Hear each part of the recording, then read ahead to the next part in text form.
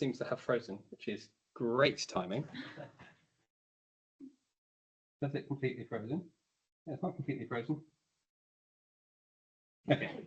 Okay, cool. Right, so this is how Excel Esports modernized my Excel game. It's, oh, there we go. Right. I don't know why this isn't working. Let's try a different input device. It's not behaving. This is why I came extra input devices. There we go. Cool. See if that works. Do you want to turn your camera off? Turn my camera off. Just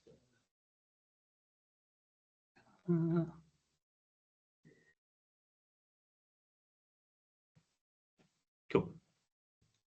Okay. Cool. So hello, everyone. Welcome. My name's Elliot, and today we're going to be talking about Excel Esports. So what if I told you that Excel has its own esports scene, and that taking part made me better at my job? We all know Excel. We know that trying to get that formula right, trying to get that perfect thing to work, when it works, it feels great. When it doesn't work, you feel absolutely rubbish. I thought that was the best Excel could offer when it came to having fun. It turns out I was wrong. When I discovered Excel Esports, it sent me down a bit of a humbling journey and then a great learning journey that made me not only have fun competing in these weird Excel Esports things, but also made me better at the day-to-day data work. The things I've found along this journey are things like the Excel Esports community, which is massive, the wider Excel community, which you guys know about because you're here tonight. It's just a wonderful sharing community, and I wouldn't be where I am now if it weren't for all of that. So thank you to everyone in this community. This is going to be a bit of an interactive talk. I'm aware we don't have an awful lot of people here. That's to remind me to switch modes. I realise we don't have a lot of people here, but before we jump in, if you could grab a phone or a laptop and go to menti.com and enter this code or scan this QR code. We're going to do a little bit of some surveys as we go, just to make this a little bit more interactive. So yeah, we're going to jump into that in a minute. I'm going to let you guys sign up. If you could give me a thumbs up, we should have an option for a thumbs up, which should come up here once you're logged in. And then we'll jump into my story as an Excel athlete, which apparently is a thing. So yeah, I've got one thumbs up. Are you all hearing me all right still online? Is that all right if I'm moving my head around and moving around and talking? Oh, good, Nicoletta, excellent, thank you. Cool, so if we've got this loaded up, I just want to know a little bit about you guys. There we go, where's the mouse gone? Where has the mouse gone? Why is that not letting me do what I want to do? Where's the mouse? Awesome. Cool. So on your phones, you should have a little prompt. I want you to describe your relationship with Excel in one word. You can do a couple of different entries if you want, because we've only got a few people here. But as you type that in, we should see things coming up. I might even log on and do the same. So just one word that describes your relationship with Excel. It might be frustrating, it might be fun, it might be challenging. Let's see if I can load it up on mine, make sure it's working. Excel loves me. Professional, fun, love, work. Basic. Who said basic? Oh, basic knowledge. I thought you were like, Excel's so basic. I could give this talk 10 times over. Okay, so you're all pretty happy with Excel. It's good to see. I would have answered like frustrating and challenging and that sort of thing, personally. Okay, right. One more quick question. How would you rate your Excel skills? Are you a data handler using if and sum? Are you a data analyzer using VLOOKUP, pivot tables? Are you a modern maestro using XLOOKUP and filter? Are you a power user using less and lambda and power query like Ben does? Ben, is that someone outside the door waiting to get in? Or don't know. No, I think it's just.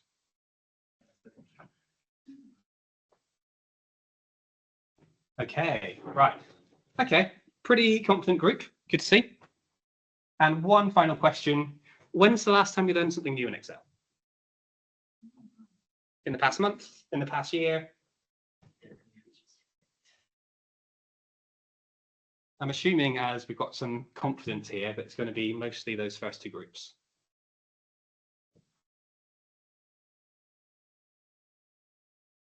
Give that a minute to load up. For me, when I first started working in data, I didn't know there were new Excel features. I thought Excel was like a dead language. That's not surprising there. We can see our modern maestros are learning regularly, and our data analyzer and one of our other modern maestros is learning regularly. So not surprising, given the confidence levels. Can I flip this back seamlessly to our PowerPoint? Cool. Before we jump into my story a bit more, I'm just going to give you a bit about my background and how I came into the esports and found there was so much to learn in Excel. I was pretty confident in my Excel skills when I first started my first data job, which was surprising because it was 10 years ago that I passed the ITGCSE at the time. And all I thought Excel was adding up some values. I didn't think you could do anything else. So we're going to have a little pop-up of me. There we go. There's me.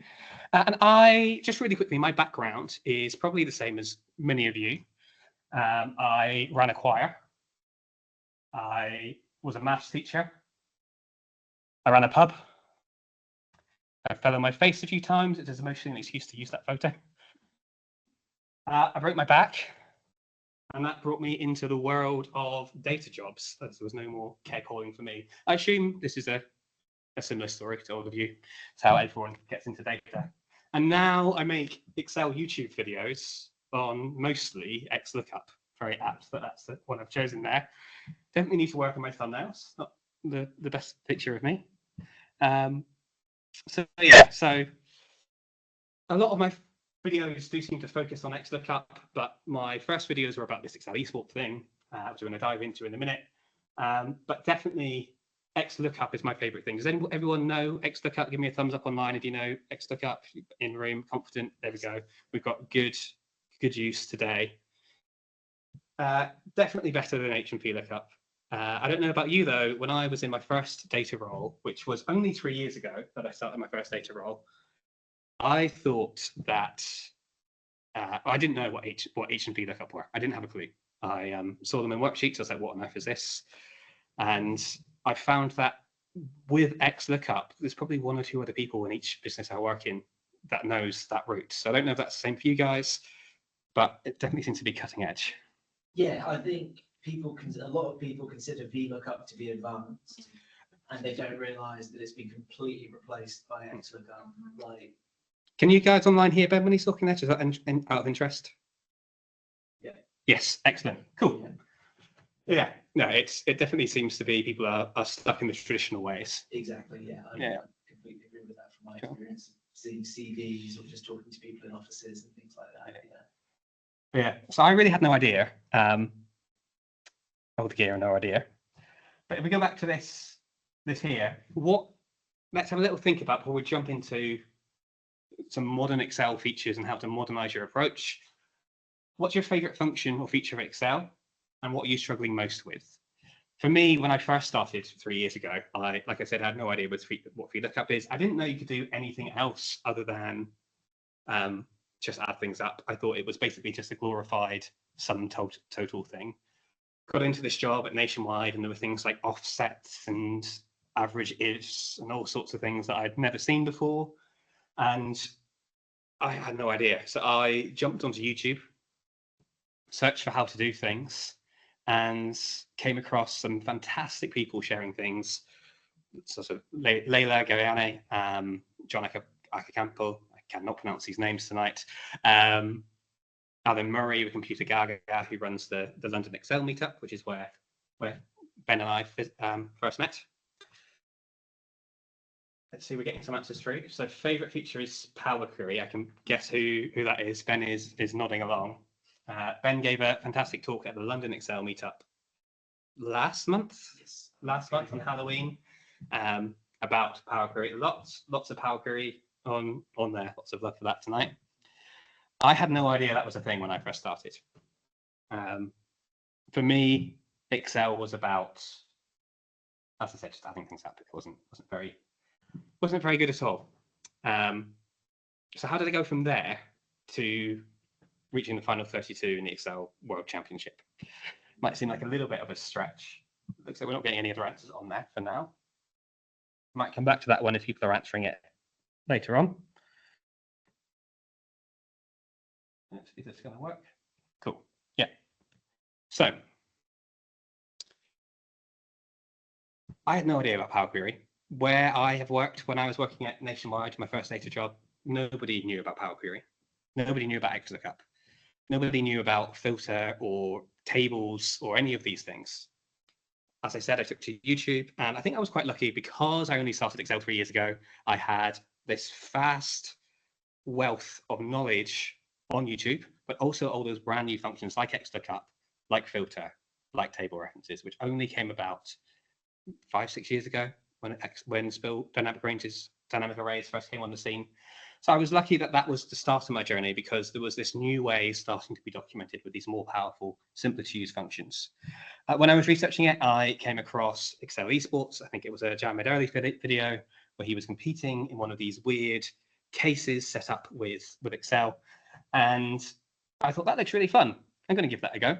So I signed up. It was February 2023.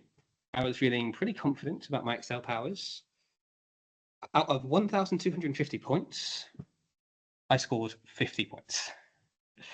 It was way more difficult than I imagined. I logged on to a whack-a-mole setup in like the arcade game in Excel, where this was my grid of where the moles were. So M38 is a mole worth 38 points.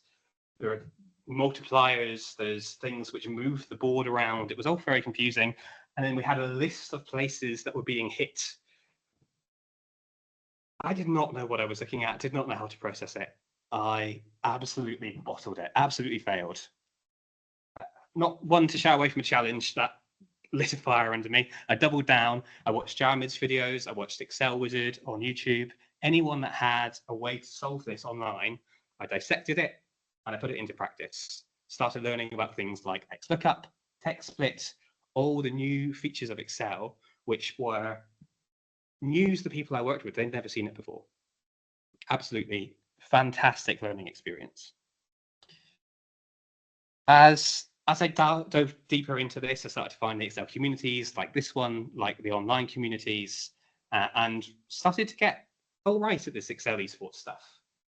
It was, we'll go through what some of the things look like in a moment, but the thing that really pulled me through was the community.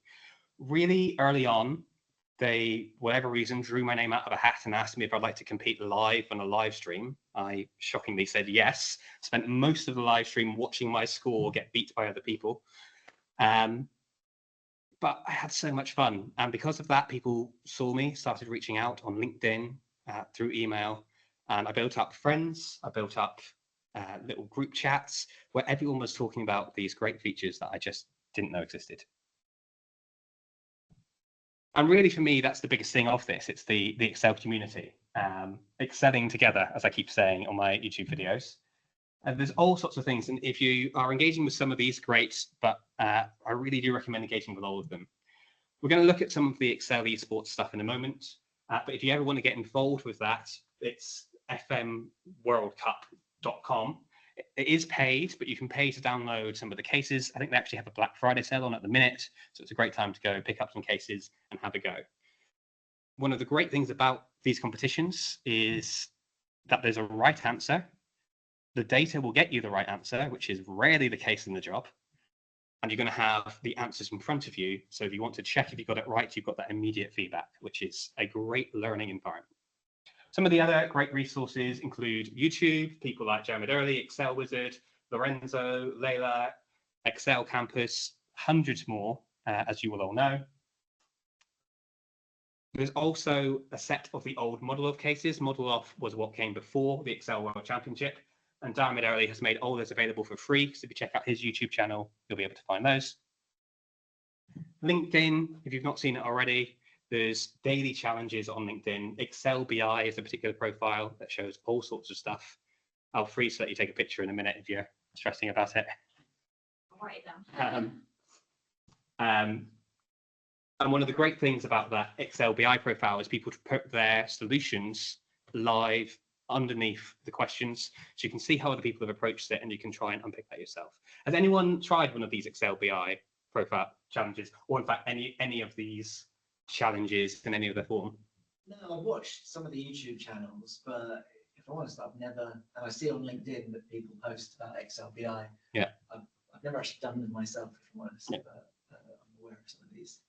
They are great, and we'll dive into that in a minute. There's also loads of MVPs, such as Oscar Soleil, Mark Proctor, Danielle Stein Fairhurst, many more, including the humble Charles Mail, which brings us on to the Unpivot podcast, which I know Ben's a big fan of.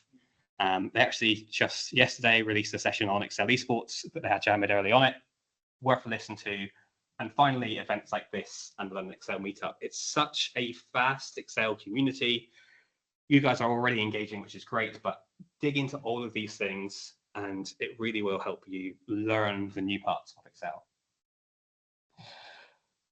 The whole point of these challenges, I'll just hang on. This is all online, isn't it? So people can grab that if they need to. Cool. The whole point of these challenges grew out of that old model of competition. It grew into two separate competitions and a third collegiate one. So we have the FMWC, which is the Financial Modelling World Cup. Any financial modelers can take part in that one. It takes place across the year. It's a legacy style competition. And they are financial modelling based questions. So you have 2 hours from when you log in to complete it. You send off your answers and then you get back an idealized solution with right answers to show you exactly where you went wrong. The MECC is the Excel Collegiate Championship. That's for younger people, getting them involved. And the MEWC is what I spend most of my time engaging with, which is the Microsoft Excel World Championship. It's a very gamified version of this. Has anyone here not seen any Excel Esports stuff? Yeah, I've not. You've not seen anything. It's very, very gamified. They've worked a lot with ESPN to where it's brought the finals are broadcast on ESPN 8, the ESPN 8 The Op Show, which I thought was a joke channel from Dodgeball.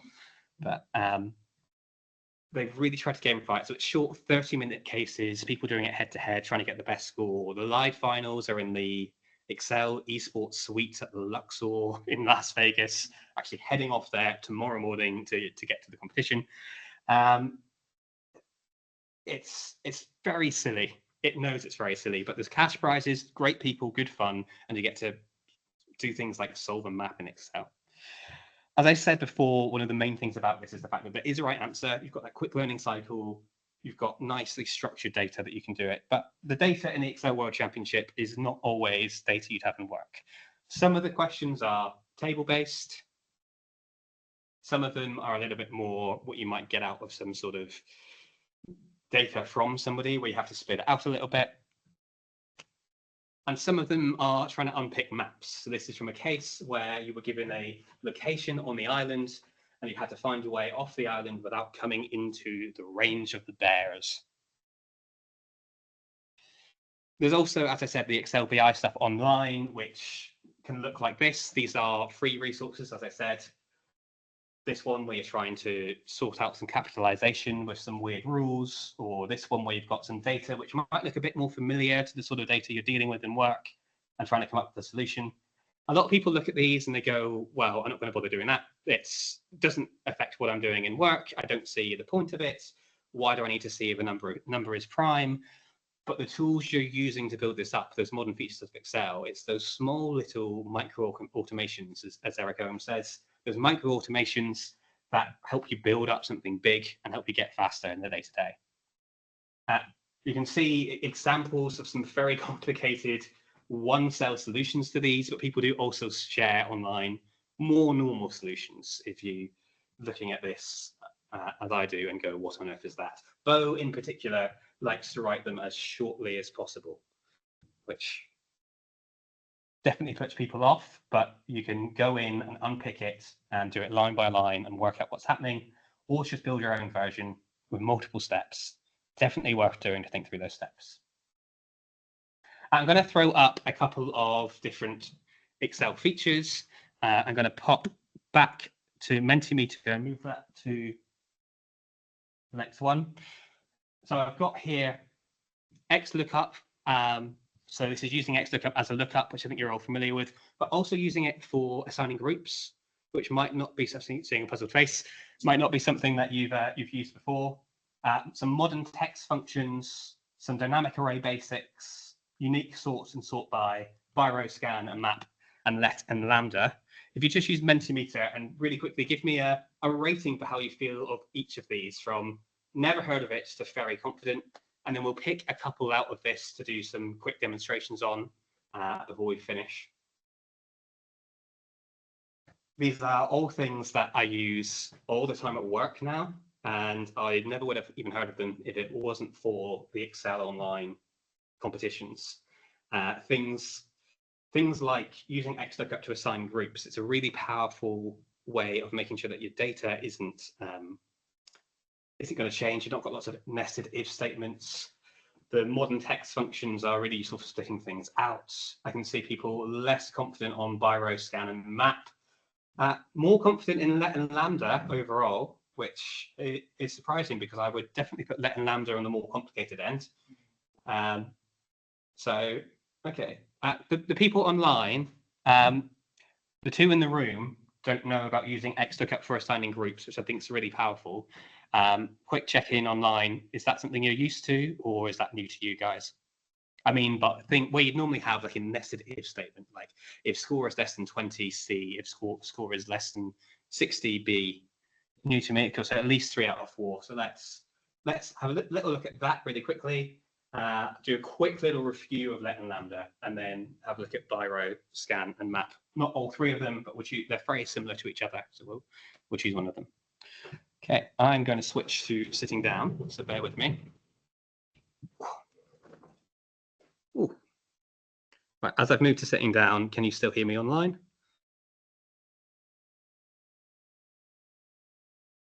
Assuming so. Yeah, cool. Thumbs up there. Okay.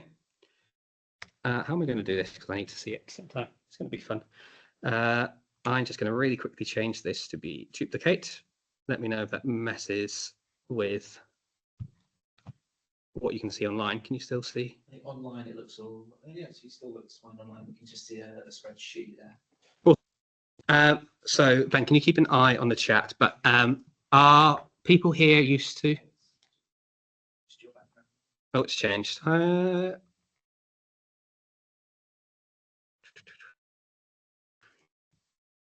It's still just showing the background on Teams. Yeah. Okay, let's stop and start again.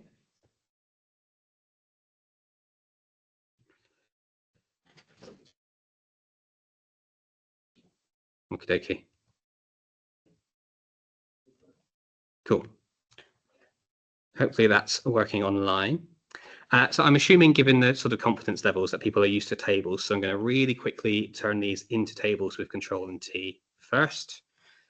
So we've got here a list of very real scientists, such as Leonardo da Vinci, Isaac Newton, VLOOKUP Astaire, and we have their IQs here. And based on their IQs, we want to assign a category.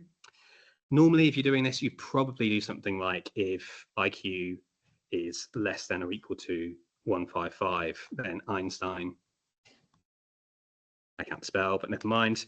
And then you do another if and say if IQ is less than whatever the next one is. So let's go with 175, prodigy. So that's probably the way that people are used to doing that. Is that fair as an assumption?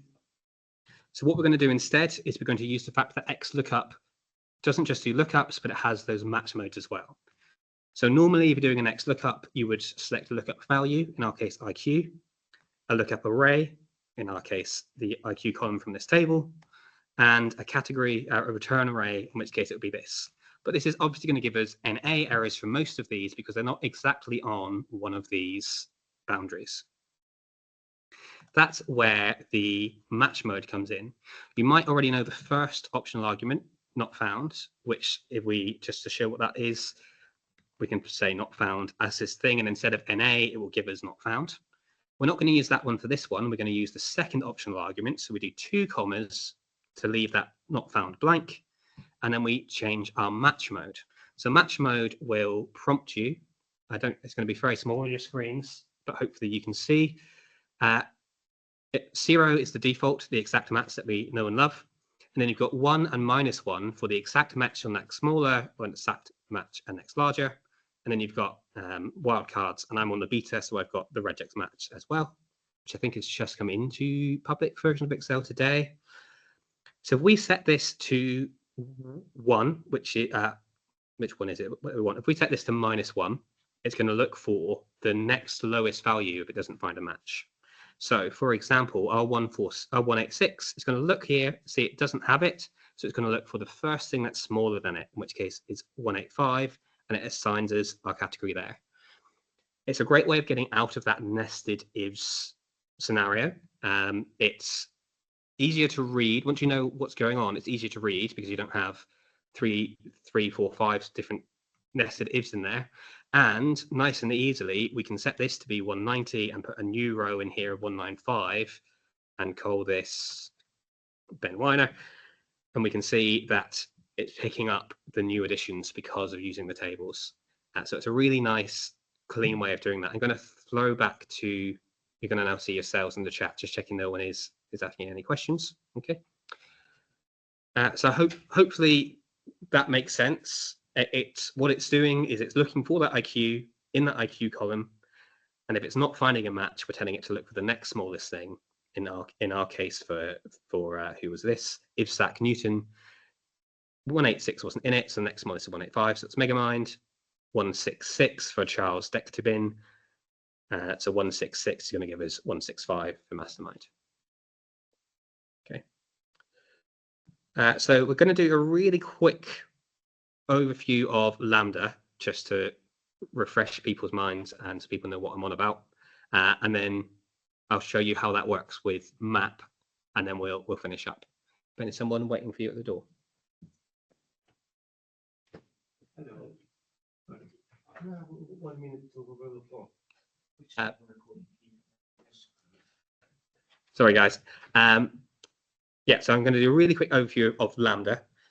So LAMBDA lets you write your own custom functions. So I'm going to do an example here with these triangles here. And what do I want to do with this? I want to really quickly, I'm just going to get the side length for these. I'm not going to show all of these because that should say side A. Cool. All right, just going to have to trust me that works. So there is a way of calculating the area of a triangle only using the side lengths. It's called Heron's formula. It's a really weird quirk of mathematics. So I'm going to start with a let function. If you're not used to let functions, they let you define names. They're very similar to Excel, to LAMBDA functions. So we can say our side lengths like this. So anytime we say A, it's going to be this value. Anytime we say B, it's going to be this value. Anytime we say C, it's going to be this value. And then the last thing you put in is what you want to return. So in our case, if we wanted to return A, we would get the same value as there. If we did A plus B, we would get these two added together, and it spits it out here. The nice thing about this is it lets you define things as you're going through.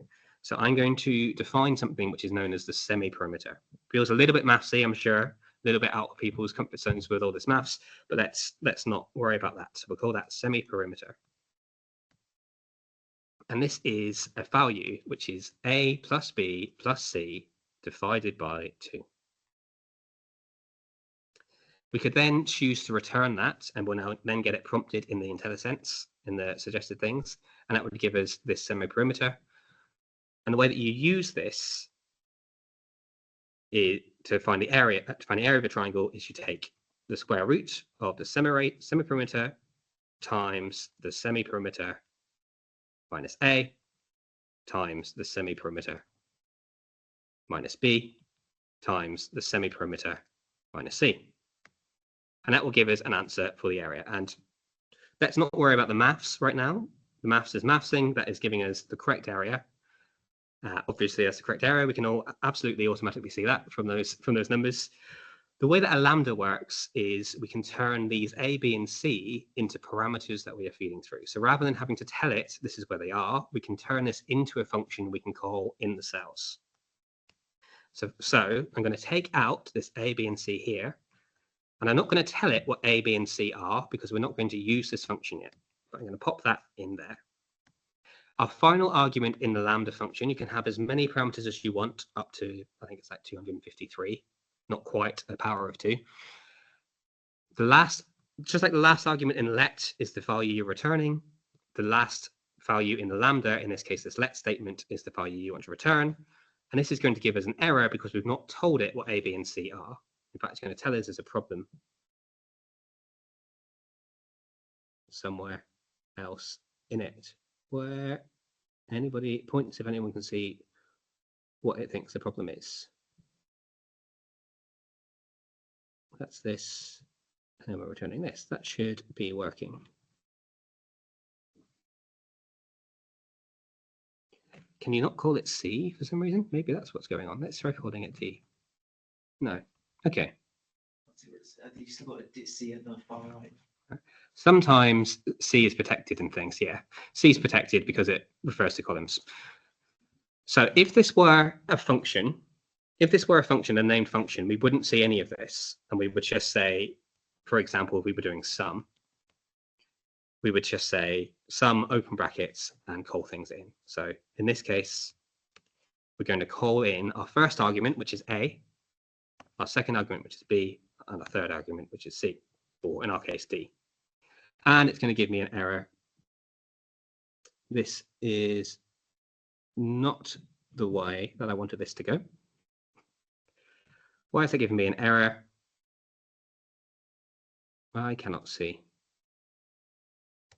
Okay, let's go nice and simple. If we had A and B and we wanted to return A plus B, you could write it like this and then pass in your A and your B. And you might say, what's the point in doing that when you've got lets, or you could just do A plus B in a cell? And the benefit is because you can turn this into a calculation. Imagine this was a complicated one and it wasn't misbehaving, which is always what happens when you try and do something live. We can take this named range with the equal sign and we can put that into our named manager. The same way you would name a table or do a named range within your data, go to formulas, name manager, and we're going to define something which is, we're just going to call this side sum for now. I'm going to paste in that lambda calculation without the final open and close brackets. So this is telling it we're going to give you two values, call the first one A, call the second one B. Then I want you to tell me what A plus B is. Once that's in your name manager, you can then in any cell do equals side sum or whatever you called it. It will prompt you with A and B here, so A and B, just like you were using a normal formula, and it will give you the same answer as if you did it in the cell. You can even, in the name manager, give this, go to edit, give it a little thing, so add these values together. And now when we use it here, we can say side sum, and it's going to give us a little prompt here, add these values together. We want the first value A and the second value B. Essentially, Lambda lets you write your own custom functions using Excel's logic rather than using VBA. Where that comes in really useful is doing things with things like map and by row. By row takes an array, so we're going to give it all three of these numbers here because they're all numbers, and then it takes us a function. So it could be you give it a function you already know, like sum. So I want to know for each row in these three columns, what is the sum of those three columns? And that will give you something which is the same number of rows as what you passed in, but it's going to add them all up. But it doesn't have to be something that's built in, like average or min or product. That's where you can define your own Lambda thing. So here it's being given a row, and then you calculate based on that row. So we might say, give us the first value, take away the second value. Doesn't make sense in this context, because why would you take out U away from birth year? But now this is saying for these three columns together, you can name this whatever you want, but you just want to give it one thing. So you're going by row, so you're using rows. I like to use RW for row, so it doesn't conflict with the function row. On this row, I want you to take the index of the first value and take away the second value, index 2. And that will give us, if we check here by doing, obviously this is a simple example, so we can do that and check that these are right, but it's doing it row by row. Map is very similar in that it lets you apply a logic, your custom logic for every cell within a 2D array. So rather than doing it by row, you're doing it on each individual cell. And things like scan and reduce are the more complicated ones, but they allow you to do things like running totals. So for example, if we wanted a running total of impact score, we want an initial value, so we're going to say 0 because we're doing a running total. If we're doing running product, we might want to do 1 as our initial value. So this is going to say for the first row, what are we going to use? The array, we're going to take the impact score. And a function, so I'm going to define that as lambda. Now this, with scan, it's going to give it 2 values as you go through. So for each row in that array, it's going to say, here is the values you have calculated so far, and here is the new value. So we're going to call this the E for existing, let's call it existing, and new value. So it's going to say, this is what you, for the first row, it's going to say 0 and 8.8. And then we need to say what we want to happen, and I want to just do a running total, so I'm going to do existing plus new value. The way this works is it's saying, for the first row, give it 0 as the existing value, and as the new value, give it 8.8, and then add them together. So the first row is going to say 8.8. The next row is going to say, well, you've already got 8.8. That was the previous result. And your new value, which is 8.1, so we're going to add those together, 16.7. And then it's going to say, well, the next row is 16.7, and your new value is 9.2. And so 25.9. Quick maths. 26.1. I added something up wrong there. I didn't, yeah. How did I get 16.2 and it's 16.9? Did I mention I used to be a maths teacher? So scan is a little bit scary when you look at it, if you've never seen it before, but all you're doing is you're saying, for this column, take the result of the previous row and then do something to that using the new value. So you could, for example, use this to do something really weird, such as if we took this and did scan of these here. If we wanted to know how often there are 2 in a row that are the same, we could say, again, we're going to call them existing. Actually, this time I'm going to call it E and V. You see this a lot online. I hate it. I have a little bit of programming background. In programming, there are 2 hard things, naming things and cached invalidation. Naming things is very important, but for some reason, the Excel community loves to just boil things down to single letters. So when you are looking online, you will see examples where it says E and V. Translate that in your head to existing calculation and new value. So we're going to do an example with that just because that's what you're going to see elsewhere. So we're going to say, sorry, I missed out, didn't I? At the start, we need an initial value. So I'm going to give it a blank string because I'm comparing strings here. I'm going to say, we want to check. No, but let's just concatenate these. So let's do E and V. E and V. And then we're going to have, as they go down, these things concatenated together. So you can see really clearly on this how it's applying that logic. So the first one, if we change this initial value to Elliot, let's go with my name. It's going to take Elliot. On the first row, it's going to take Elliot and attach Ben Weiner. Weiner? How do you pronounce it? Weiner. Okay. Stick with your gut. It's always right. Then the next row, it's taking the result from that row and it's adding on Megamind, and then it's taking the result from that row and adding on Mastermind, and so on as it's building up. Otherwise, if you were doing this with Excel, you'd have to do sort of references to the row above. which is a fine way to do it, but this gives you that dynamic array functionality for automatic calculations. There's all sorts of cool things. There's reduce, which is very similar to scan. I'm just not going to go through this one, but just to highlight it for you, so you know what you're looking for.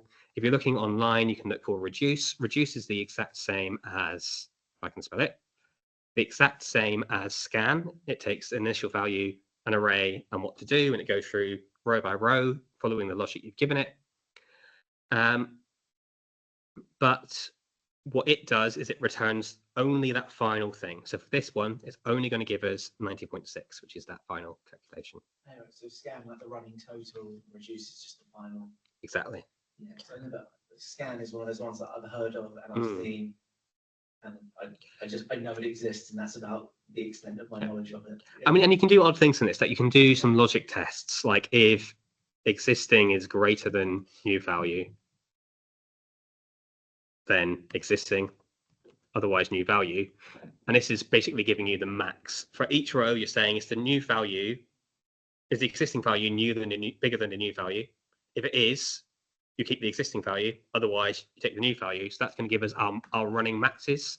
So we can see 8.8, then it's 8.8 again, because 8.1 is less than 8.8, then it's 9.2, which sticks around till we get to 9.8 at the bottom, and then it runs that through.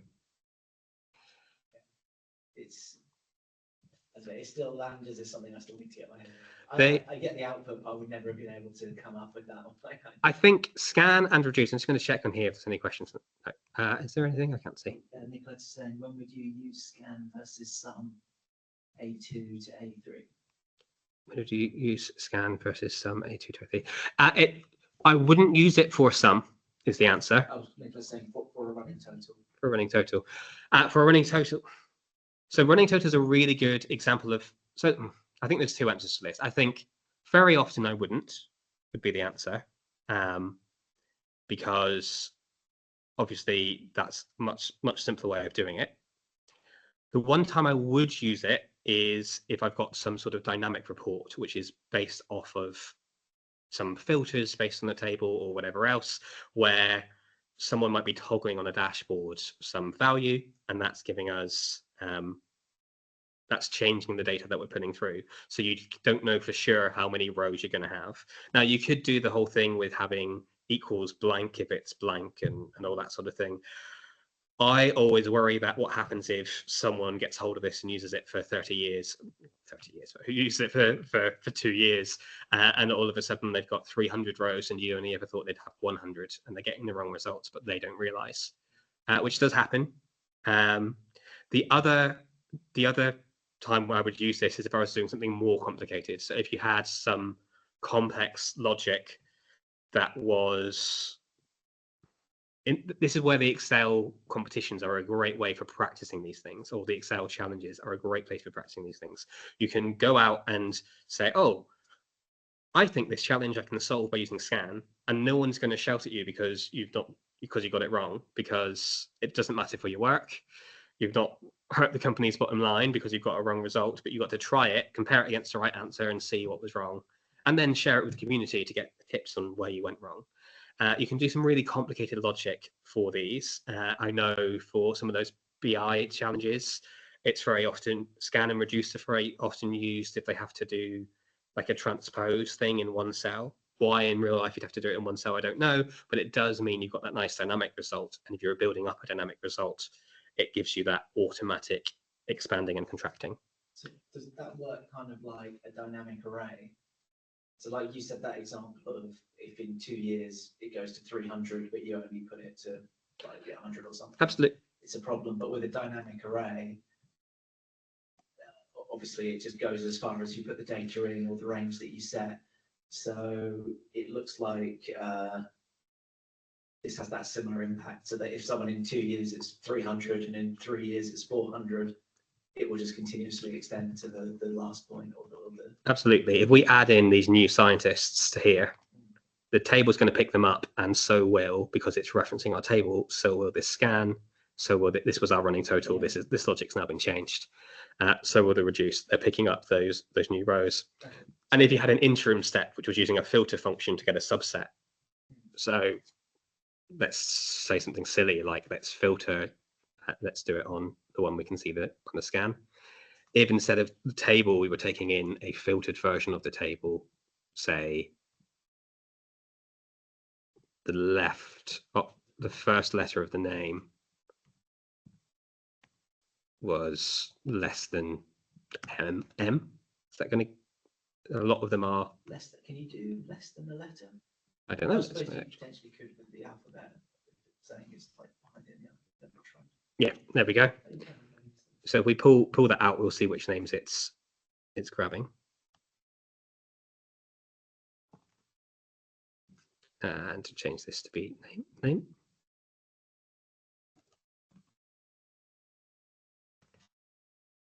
So we can see that these are all the people whose first letter comes before M. But if we had that M being somewhere in the dashboard and so people could enter whatever letter they like, there might be added people to this table over time, then it is going to pull those changes through. You could build a really good, big, complicated dashboard, but dashboards, I'm sure we've all been in that position where dashboards start running slow. And a lot of that is because you've got calculations you don't need. Like if this is blank, then give me a blank. Yeah. It's not a big calculation, but if you're doing it 4,000 times, it is adding. Does that answer what you're asking, Nicoletta? Big thumbs up. Excellent. That became a little bit of a LAMBDA how-to, rather than Excel Esports how-to. But I think LAMBDAs are great. They're probably kind of going back to what you're talking about, like with VLOOKUPs and that. If people don't know XLOOKUP, even fewer people know LAMBDAs, and even if you know about LAMBDAs, just knowing about it, it's a whole field in itself. It's like saying, I know that Python, the language, or SQL exists. I know that LAMBDAs are there. I know a little bit about them, but I couldn't, do any of the things you've shown here or anything like that. So it's, to me, that is the kind of new advanced Excel in a way. Maybe 10 years ago, people thought VBA was, because you almost are kind of creating your own formulas or functions that if you work in a company that whatever does manufacturing, you could literally have a function that's called like manufacturing product A or something like that, and it works exactly the way you need to calculate it. Absolutely, but that's where, when you say they're complicated and scary, that's where I think scan and reduce are great examples, because you are just doing logic on one row at a time. You're only ever passing through those things. You're not when you're writing your own LAMBDA, you could have 10 different arguments, 100 different arguments. It gets very confusing, and some people have examples of that out there, and it can be very scary. But within scan, it's only ever going to take 2 arguments, and that's your existing one and your new value, or E and V if you are. But the second argument is a LAMBDA, so that in itself could be 20 things, right? No, because it's in scan, it's only ever going to be fed 2 values.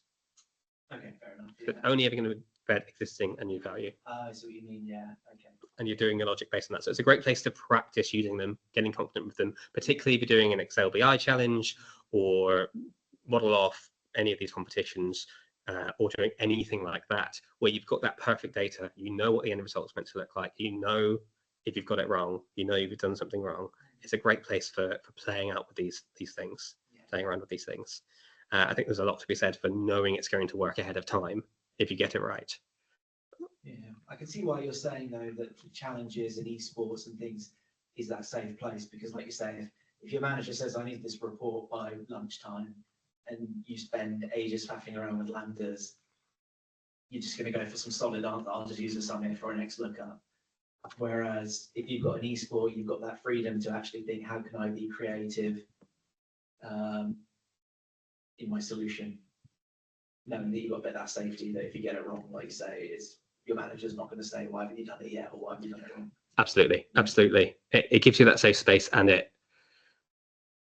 I think there's also something to be said for making sure that you're not doing these weird transformations in your work things, so people further upstream refuse to fix the data because you can fix it in Excel. I think is another part of that. Nicoletta, I've just seen your question.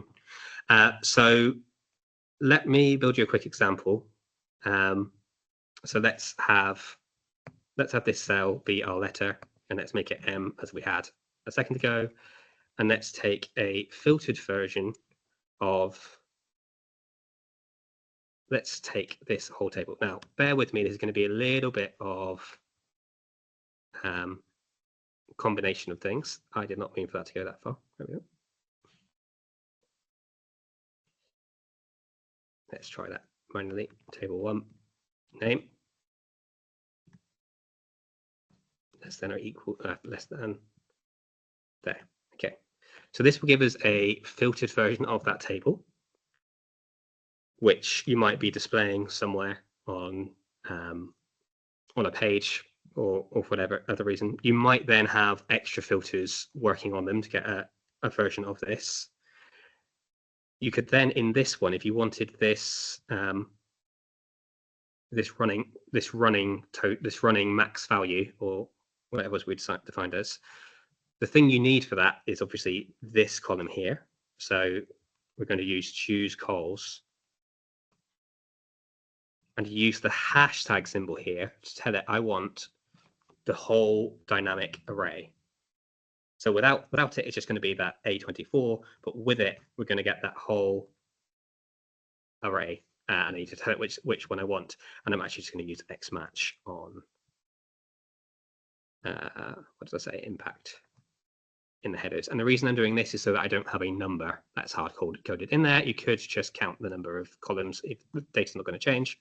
So that's now going to give us just that impact as our thing. And then if we borrow our calculation from here, I'm going to pop this there for a second. So we've got it handy, but it's not in my way. If we take this calculation and instead of this filter, so it's not referencing the table at all, it's just referencing what we've got on the dashboard. And I'm just going to come out of that for a second.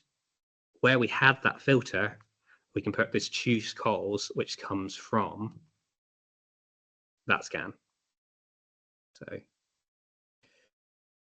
ideally, any dynamic dashboard, you're going to have Power BI or Tableau or some other data visualization, but we all know that's not actually always the case in work. And sometimes it does pay to have something like this. But now this is pulling through. We could be applying more filters further on if you wanted to. And we're not having to go back to this table each time. We can just do it from the results that we've had. So now if we change this to be a C, you'll see everything, including this, updates. And if we had our final result somewhere as well for our running total, we want this to be the same as this because it's on the same column. So this is saying we're now applying our reduced logic to whichever column in this is the same column for the number where you find impact in the header of the table. You could, as I said, you could just make that say 1, 2, 3, 4, 5, 1, 2, 3, 4, 5, 6. You could just make that say 6. It would behave in the exact same way instead of that X match. That's how it actually works. You just tell it which index you want, but that X match gives you that reliability for if somebody changes the order of your data. Yeah, that's going with the logic of hard code as little as possible. Exactly. Yeah. And there, as we update that, both our running max, whatever we want to call it, and our reduce are updating as we go on in a dynamic way. Let's choose something silly like N. Got it. Thank you. Excellent. Cool. That's taken us an hour now. There we go. Any other questions either about this or Excel Esports? I appreciate we've jumped down the LAMBDA rabbit hole, which I was not expecting that to be where we went today. But clearly you're a very modern Excel group, the people that have come along, which makes sense because on a cold winter night, it's only the people that want to be bettering that are going to come along to a session like this. So thank you for coming. Are there any other questions online or in the room? From me, thanks. It doesn't look like any other online. So yeah, thanks very much, Elliot. That was really interesting. It's good to see kind of how people use Excel differently and how kind of do competitions and things challenges you to use these kind of more niche or more advanced features. Yeah, absolutely. And for me, I know you've got a couple of people that sometimes come to these sessions that have a bit of a coding background. I used to do a lot of coding as a hobby because, I mean, I guess that's the same sort of what sort of person does coding as a hobby? The kind that would get into Excel Esports, I suppose, is the answer to that. But for me, those lambdas are more familiar because I'm used to creating my own functions in programming languages. For most people who've only ever learned Excel from people who only know how to do a VLOOKUP, not even an XLOOKUP, it seems like black magic, and I appreciate it seems like black magic, and you don't know what's going on. But there's a lot of benefit to be had from them. As I said, you can do some quite complex calculations in that lambda. You can, particularly with like a by row one, you can do some really weird complications, but it allows you to have that growing and shrinking view. One example of where I've used that sort of dynamic functionality is when one of the places I used to work, we had a regular report that came in from an external report.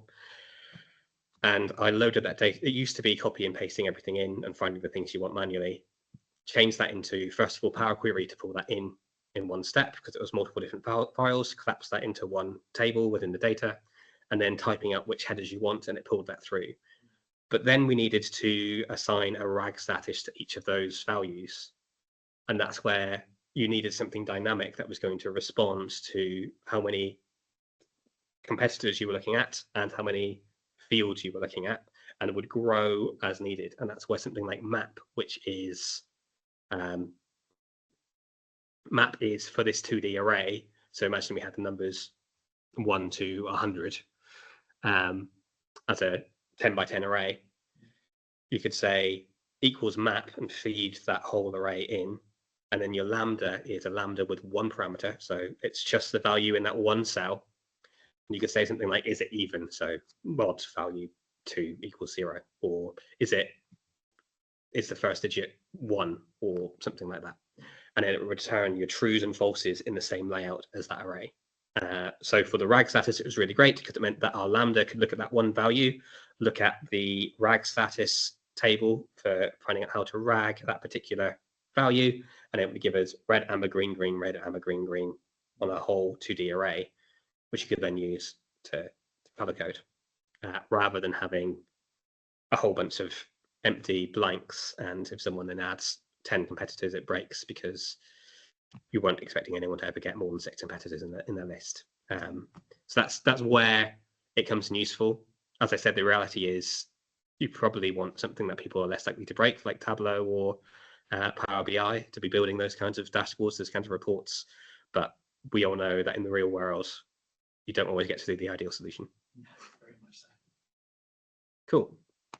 Good stuff. All right, well, if there's no other questions, thanks very much, Elliot. And yeah, we'll sign off there.